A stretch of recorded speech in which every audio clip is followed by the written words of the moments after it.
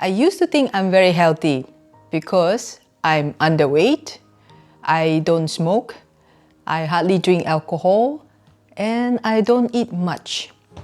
So you would think that that's very healthy, but it's not. So in today's video, I'm going to share with you 5 things that I wish I knew about osteoporosis when I was in my 40s. Let's dive in. I didn't know that our bones actually need to get stressed in order to become stronger. So because of me being underweight almost my whole life, that my bones have been taking a vacation. It didn't sense the need to create stronger, healthier bone to support my body weight, which I didn't know. So my bones actually felt zero threat to carry my body weight. I was too light for the bones. So that was the problem. So exercise or no exercise or wrong exercise is very important. So first of all, I hated PE lessons in my teenage years when I was living in Singapore because of the hot sun, the humidity. I don't have the energy or the stamina to do the 2.4 kilometers run. Everyone thought I was weak because I couldn't exercise, and therefore I hated exercises in general until in my 40s that I decided that I needed to do some form of exercises. So I started doing simple yoga exercises once or twice a week, maximum about an hour, not much. Until now that I realized that yoga is actually not the best exercises to build strong bones. A little bit too late, but now I know. I finally learned that only weight-bearing exercises like weightlifting or body weight training, at least I need to have some external stress, to bring in some external stress into my body to be able to cause some trigger to the bone to wake up, to my bones to wake up and make itself stronger. So it's good to eventually know that our bones need to get external forces to trigger the bone building cells to work hard to reinforce itself and to replace old bones with new ones. Nutrition. So my typical diet is low fat and not a lot of calcium. I don't eat cheese, not much at least, and I didn't know that fatty fish also contains some sort of calcium, but I wasn't eating a lot of those. And there are not so much vegetables that contain calcium that I'm eating. So as a result, I am actually deficient in calcium for a long time without knowing. And on top of that, being relatively small built, I do not have big appetite to eat a lot. I can't eat a lot basically. So my portions are just nice, I thought, not too big, not too small, and certainly not fat. Because come on, everyone is talking about low-fat diet, right? Try not to eat too much carbohydrate, not too much oil and fats. So that was my food. I thought that I have been very, very healthy with the kind of food I have been eating until now. I realized that low fat and low calcium is not good for the bones. And I forgot to mention that because I wanted to stick to a low-fat diet, I am also not eating a lot of meat, and therefore I am also not consuming enough protein for the body. We need to eat enough protein, high quality protein, in order for our body to make collagen. And I didn't know that 30% of our bone is actually made of collagen. And that's the reason why it is important. On top of that, I used to avoid the sun as well.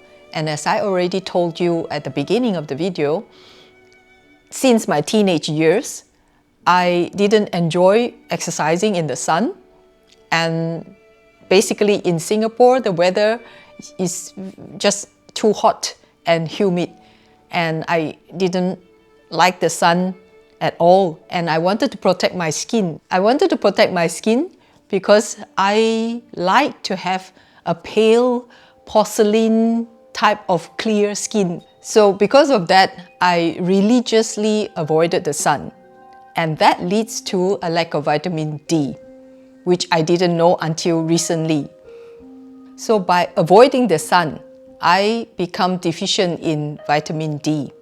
And little did I know that vitamin D is needed for the body to absorb calcium. But vitamin D is a fat-soluble vitamin. And by eating low-fat diet, I am not allowing the body to be able to dissolve maybe the little bit of vitamin D that I get from food to enable the calcium to be absorbed by the body. So it's a sequence of events that happen within myself in the body because of the nutritional deficiency that has finally led to osteoporosis as one of the reasons. Caffeine overload. In my 30s, when I was working as an auditor, I was consuming more than 5 cups of double espressos every day at the office. Every time I passed the pantry, I would just grab another cup of coffee to fuel myself. I'm not sure whether I was really addicted to it or I do enjoy the taste very much. So perhaps it is because I like the coffee a lot and therefore I ended up drinking too much. So I didn't realize that caffeine actually binds to the calcium that I consume and then flushes it out through the urine. So in the end, maybe for the little bit of calcium that I have been consuming are all flushed out of the system. And because of my coffee addiction, most likely it led to my acid reflux. So I have been suffering from acid reflux for more than 10 years. As a result, the treatment for acid reflux is PPIs, proton pump inhibitors, which actually reduces the stomach acidity to relieve the pain, I suppose. But that is actually very bad because in the end, we need stomach acid to be able to dissolve calcium and allow calcium to be absorbed in the body, which now with the PPIs, it actually neutralizes the stomach acids and therefore my body cannot even absorb calcium properly because of that reason. So this is one type of medication. And the second type of medication is corticosteroid. I was having a lot of nerve pain, back pain, neck pain before my ACDF operation. And so I have been given corticosteroid injections on my cervical spine and the lower spine for more than 10 years. Not every year, but several times over a period of 10 years at least. And now, only now, I realize that corticosteroids are extremely bad for our bones. Because corticosteroids actually blocks calcium absorption completely and it kills the bone-forming cells. The bone builders, basically, the bone-building cells are killed by the corticosteroids. And on top of that, it actually activates or strengthen, or how do you call that, lengthen the life of the bone-eating cells. So the bone-eating cells are becoming more active while the bone-building cells are dead. So imagine what is happening in my body from this kind of medication. It's a disaster. So what have we learned today? Now we know that bones are actually living tissues. It needs external stimulation to make it grow. It's a living tissue and it's constantly restructuring itself, renewing itself by throwing out old bones and building new ones. So with external stimulation, that is something we have to remember. So the external stimulation, of course, first comes from our own body weight. So it is necessary to make sure that we maintain a healthy body weight and healthy BMI, which I am still trying to improve. I'm not getting there yet. That is because our body needs external loading as stimulation for it to work. So by having a healthy body weight, it is a constant signal to our bones on a daily basis that it needs to be strong enough to carry ourselves throughout the day for all the activities that we are doing. That is the most important stimulation for the bone, because it decides on how much bone density is required to support ourselves on a day-to-day. So now, talking about exercise, the right kind of exercise is very important. Like I have shared earlier, I was doing once a week, maybe twice a week yoga, and that is not the right kind of exercises for bone strengthening and for osteoporosis prevention. What we have to do is to remember weight-bearing exercises and muscle strengthening exercises are key to bone health.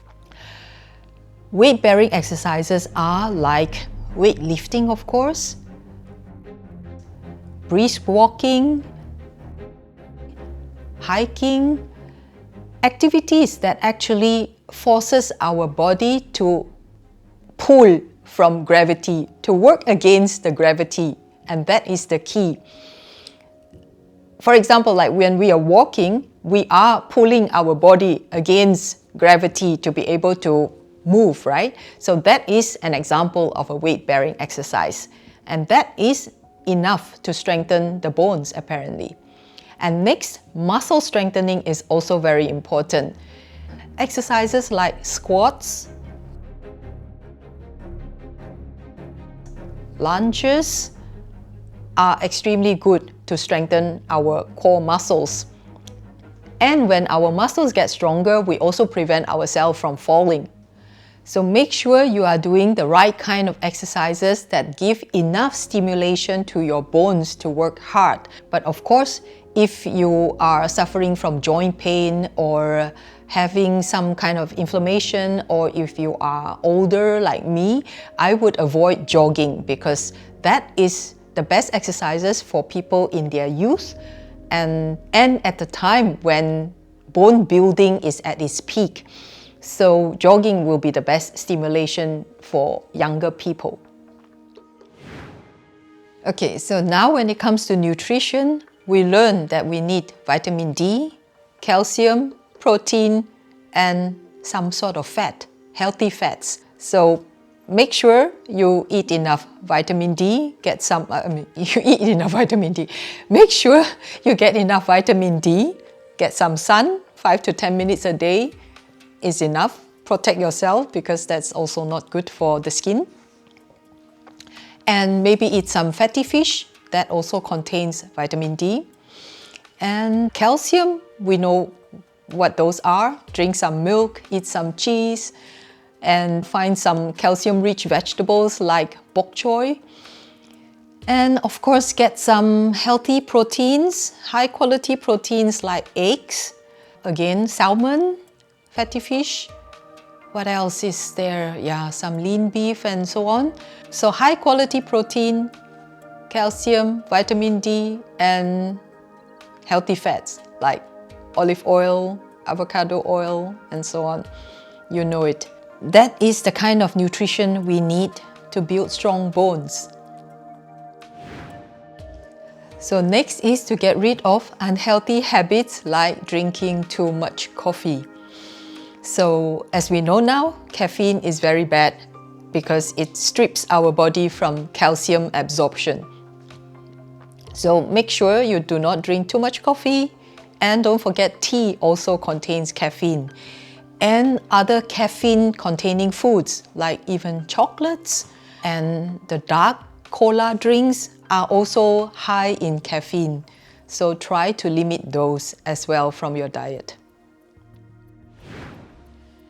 And if you are on long-term medications like I do, such as the PPIs or corticosteroids or any other long-term medication to treat a chronic health condition, make sure you discuss with your doctor and see in what ways you can control those medications. For me, the PPIs I have already reduced by tapering it down to the minimum. And right now, I am not taking it anymore unless necessary. So discuss with your doctor what can be done to treat your condition to make sure that you do not cause excessive stress to your body unnecessarily. So which of these habits are you planning to change? Let me know in the comments below. I would love to continue this conversation with you. Take care. I'll see you next time. Bye.